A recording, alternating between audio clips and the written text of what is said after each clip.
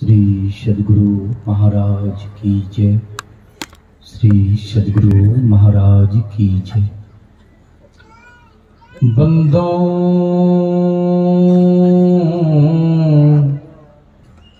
गुरुपद कंज कृपा सिंधु नर रूप हरि महामोह तम पुंज जासु वचन रवि करनि कर। धन्य धन्य सद्गुरु सुखद महिमा कही न जाए। जो कुछ कहूँ तुम्हारी कृपा मोते कछु न बसाई।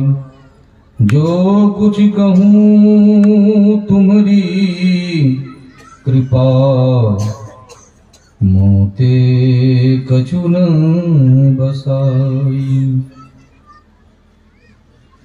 सद्गुरु महाराज के श्री चरणों में कोटि कोटि नमन। पूज्य गुरुजन, श्रद्धेय सम्माननीय महात्मागण, धर्म प्रेमी सदात्माओं, माताओं एवं बहनों, हम लोग गोड्डा जिला संतमत सत्संग के 75वें जिला वार्षिक अधिवेशन के इस पावन अवसर उपस्थित हैं और मैं समझता हूं कि गोड्डा जिला की भूमि तीर्थ भूमि है, क्योंकि इस भूमि पर 20वीं सदी के महान संत सद्गुरु महर्षि मेही परमहंस जी महाराज ना जाने कितनी बार कभी पैदल कभी बैलगाड़ी नाना प्रकार के असुविधाओं के बीच में उनका कितनी बार यहाँ पर सत्संग का कार्यक्रम हुआ है, यहाँ उनका चरण पड़ा है। मैं समझता हूं कि ये इस बात को बताने की अलग से जरूरत नहीं है और ये भी बहुत बड़ी पुण्य भूमि है, क्योंकि जहां एक बार सत्संग होता है वह भूमि इतनी पवित्र हो जाती है, इतनी पवित्र हो जाती है, महापुरुषों का जहां सिर्फ चरण पड़ जाता है वो तीर्थ रूप बन जाता है। आज तक के इतिहास में जितने तीर्थ हैं उन तीर्थों के पीछे यदि आप कारण ढूंढना चाहेंगे तो वो कारण किसी न किसी महापुरुषों से जुड़ा हुआ आपको मिलेगा। कहीं विश्राम किए, कहीं उन्होंने ध्यान किया,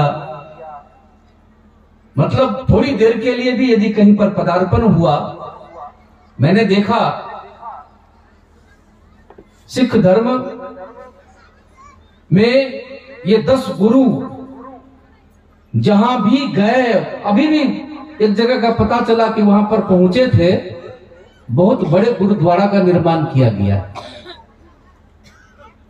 वह श्रद्धा की भूमि बन जाती है, वह भूमि तीर्थ बन जाती है जहां महापुरुषों का प्रादुर्भाव होता है, जहां महापुरुष पहुंचते हैं। और आप जानते हैं कि दिव्य सब आत्मा, बड़े बड़े महापुरुष, देवता सभी सत्संग में उपस्थित होते हैं। रामचरितमानस में इसका प्रमाण है। समाधि छोड़ के ऐसे दिव्य आत्मा भी सत्संग के वचन को सुनने के लिए आते हैं और देवताओं को अपना पुण्य बढ़ाना होता है।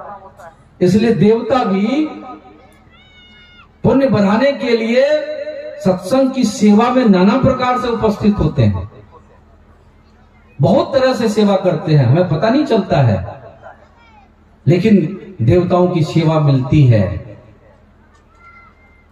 ये बिल्कुल अकाट्य विचार हैं। कुप्पा घाट में बाहर के जो सत्संग हॉल हैं, साप्ताहिक सत्संग का अवसर था, गुरु महाराज जी मंच पर पधार चुके थे, काफी संख्या में लोग सामने उपस्थित थे। गुरु महाराज जी ने सामने की कुछ जगह को खाली करवा दिया। लोगों को लगा कि आज शायद कोई बड़े प्रभावशाली लोगों का यहां पर आगमन होगा, कोई देव ये नेता या कोई बड़े अफसर, इसलिए गुरु महाराज जी आज सामने की जगह को खाली करवा रहे। लेकिन सत्संग प्रारंभ हुआ, समापन भी हुआ और जगह खाली की खाली रह गई। किसी भक्त ने गुरु महाराज जी के श्री चरणों में प्रार्थना किया, हुजूर जब आपने जगह खाली करवाई थी तो मुझे लगा था कि कोई ना कोई आज अफसर या कोई नेता आने वाले हैं, इसलिए आप जगह खाली करवा रहे हैं, लेकिन ऐसा कुछ भी देखने को नहीं मिला। गुरु महाराज जी कहते हैं, तुम लोग क्या समझते हो, सिर्फ तुम ही लोग सत्संग करते हो, बहुत सब दिव्य महापुरुष देवता लोग आते हैं सत्संग में, उसके लिए मैंने जगह खाली करवाई थी। आप कल्पना कीजिए,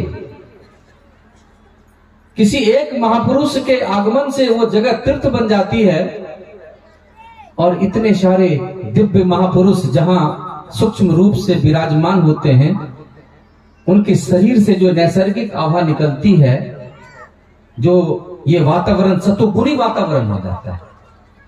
क्योंकि जो व्यक्ति जिस विचार से प्रेरित होते हैं, जिस कर्म से प्रेरित होते हैं, जिस भावना से प्रेरित होते हैं, उनके शरीर से गर्मी निकलती है, और वो गर्मी निर्भर करता है उनके विचारों के प्रबलता पर, किस प्रकार का विचार है। नेगेटिव विचारों से युक्त है तो उसका रेंज कम होता है, पॉजिटिव विचार से युक्त है तो रेंज ज्यादा होता है।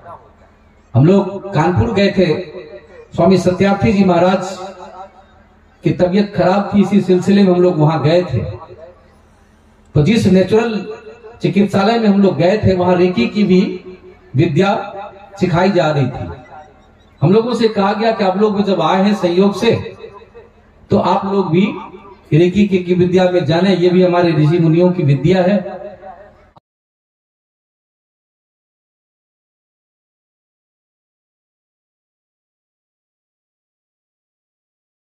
ने भी उसमें भाग लिया।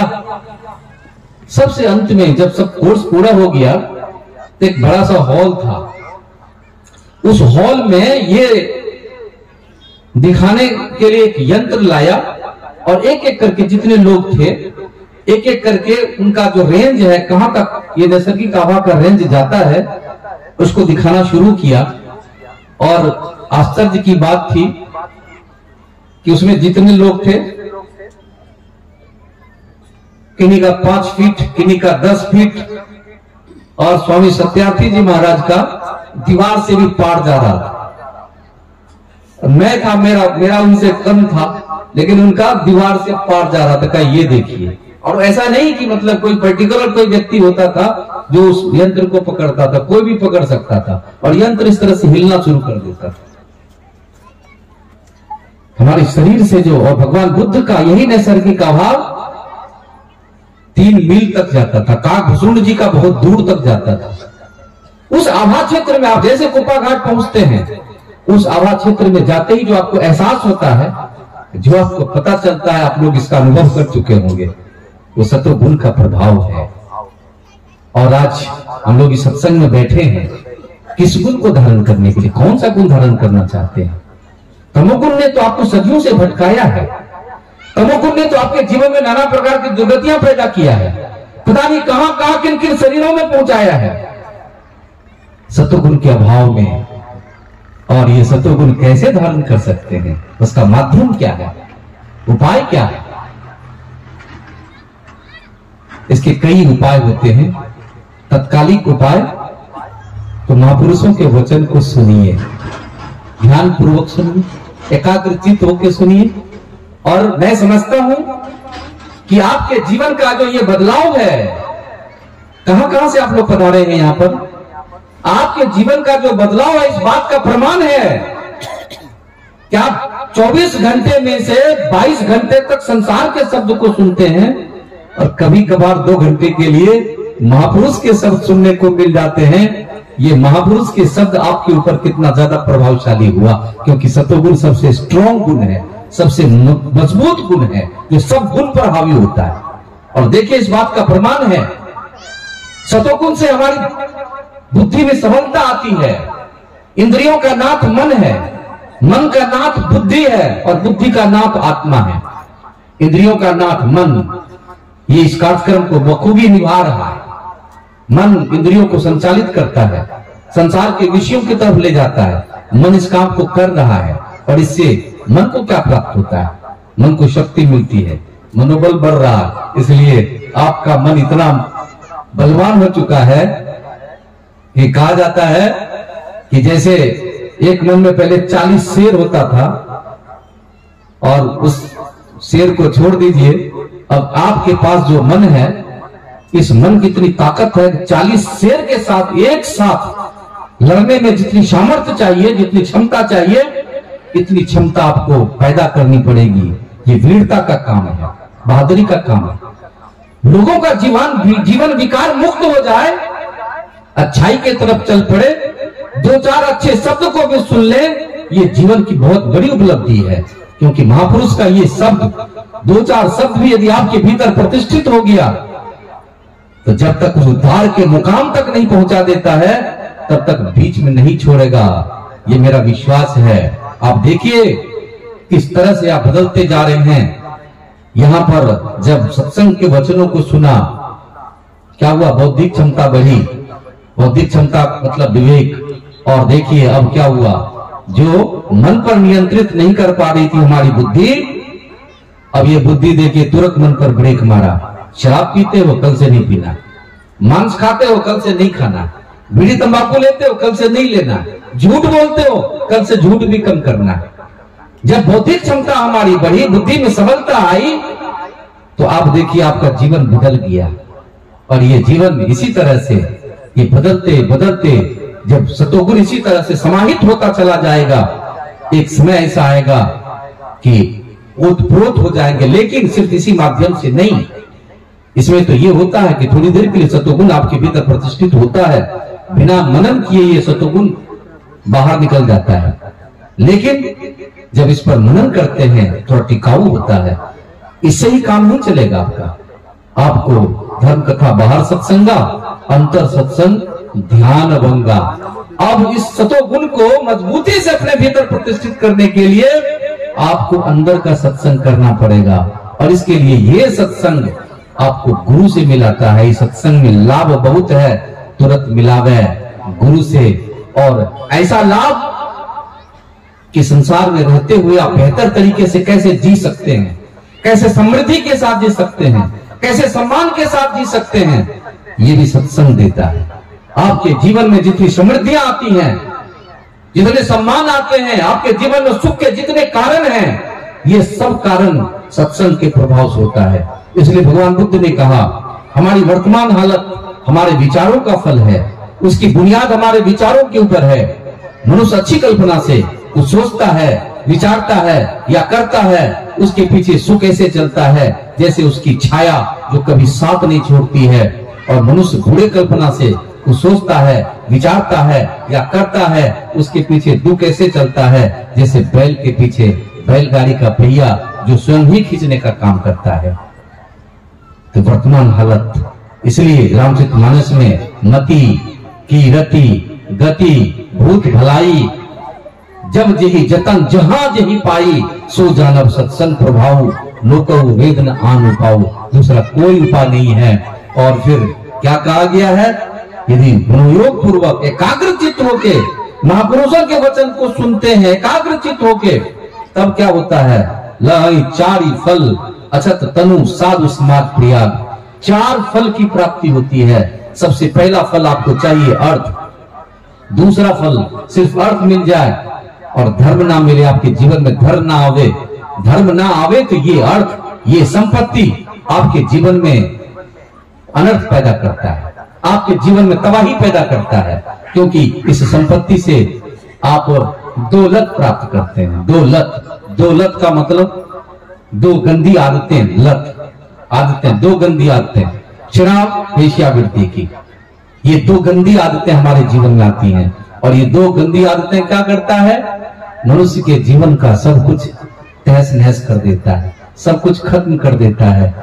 और इसलिए संतों ने कहा कि धर्म एक ब्रेक है कि आपकी संपत्ति कहां खर्च हो, आप अपनी संपत्ति को कहां लगावें। धरा धर्म तथा सुखम, धन से धर्म होता है, इसका स्वाभाविक बहाव धर्म के तरफ होता है, तब जाके सुख की प्राप्ति होती है। लेकिन हम लोगों ने क्या किया, धर्म के तरफ इस धन का स्वाभाविक बहाव को हमने रोक दिया, जिसका नतीजा होता है कि कई तरफ, कहीं मुकदमे में, कहीं बेईमानी में, कहीं स्वास्थ्य के पीछे हमारा अर्थ खर्च होता चला जाता है। तो ये फोर के निकलना हुआ, जैसे स्वाभाविक भाव को आप रोक देते हैं, फोर के पीछे निकलता है साइड से, ऐसे ही। इसलिए अर्थ का स्वाभाविक भाव धर्म की तरफ। फिर जब धर्म यानी धारण करने की नीति, वो नीति जिस नीति के तहत संसार की जिंदगी को बेहतर तरीके से जीते हुए आप मोक्ष के अधिकारी हो सकें, दुख मुक्त अवस्था में पहुंच सकें, वो नीति आपके जीवन में आती है, इसी का नाम है धर्म। और फिर जब ऐसी नीति आपके जीवन में आती है तो कामना कैसी होगी, इच्छा कैसी होगी, अच्छी कामना होती है, सत्संग में चलें, परोपकार करें और कुछ करें, धर्म से संबंधित जो कामना होती है ऐसी कामना होती है। और जब इस कामना के साथ आपका जीवन यापन होगा तो चौथी प्राप्ति, मोक्ष की प्राप्ति कहां जाएगा, मोक्ष की प्राप्ति स्वाभाविक रूप से आपको प्राप्त होता है। इसलिए अर्थ, धर्म, काम और मोक्ष, सत्संग सुन के उसके बाद जब अर्थ आता है तो ये अर्थ सदुपयोग की तरफ जाता है। इसलिए संत पंथ अपवर्ग कर, संतों का पंथ अपवर्ग अर्थात मोक्ष का होता है, मोक्ष। और कामी भग कर पंथ, संसार के लोगों की संगति करें, संसार के लोगों का शब्द सुने।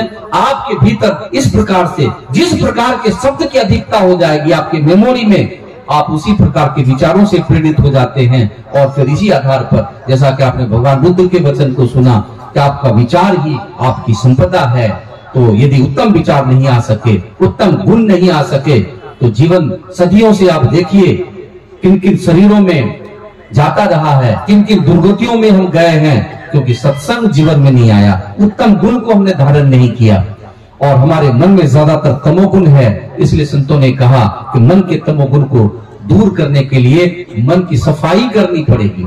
सदियों से जो हमने कुछ संस्कार इकट्ठा करके रखा हुआ है, तमोगुण से संबंधित जो संस्कार हमने बनाया है, उसको खत्म करने के लिए संतों ने कहा कि सबसे पहले तो इसको धोने का काम करो। सत्यनाम साबुन लेके धोयो सत्संगति के पानी, सत्संग पानी और सत्यनाम जो गुरु से प्राप्त साबुन होता है वह साबुन हो गया, नाम साबुन है और सत्संगति पानी है। दोनों की सहायता से मन को धोने का काम कीजिए। इसलिए सत्संग को भी तीर्थ कहा गया है।